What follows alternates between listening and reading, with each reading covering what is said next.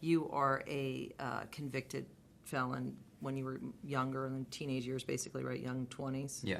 And you're up for parole, and De Niro's playing your parole officer, and Mila's playing your wife, right. basically, right? Right? So it's this kind of, are you going to get out on parole? And he basically, it's in his hands, essentially.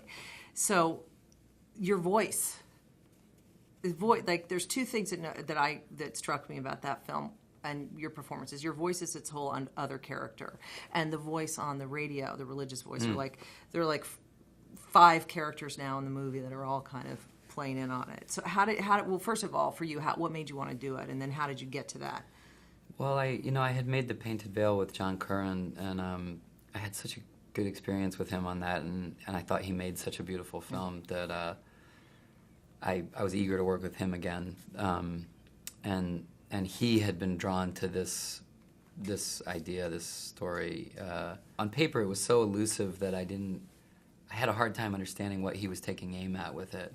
But over the course of about a year talking to him about it, I began to understand that John was really aiming at a film that in a lot of ways was about moral hypocrisy and about the consequences of never facing up to your own darknesses, in a way. And there was a guy I met who, to be totally honest, was sort of the whole inspiration for. I mean, this wasn't about him, but he was cornrowed. Were those your cornrows? Yeah. Yeah, Oh. he was a white guy. He had that. He was from Southwest Detroit, and he had this really shattered voice, this very broken.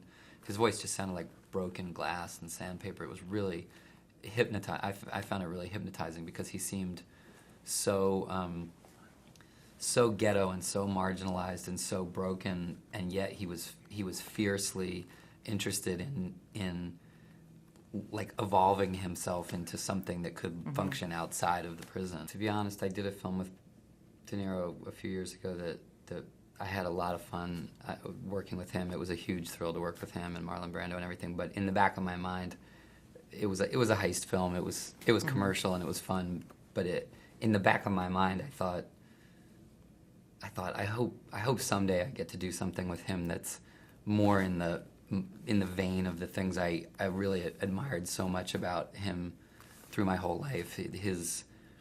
And when I read it and when he got involved with it, I thought this is going to be a series of scenes of two people really slugging it out with each other, and I felt it was really it was very gratifying to me to get to do work that was that complex and difficult with him. Anyway, it was a lot of fun. I'm glad you liked it. Yeah, no, I did. That's great. That's your performances. Oh, it was heaven.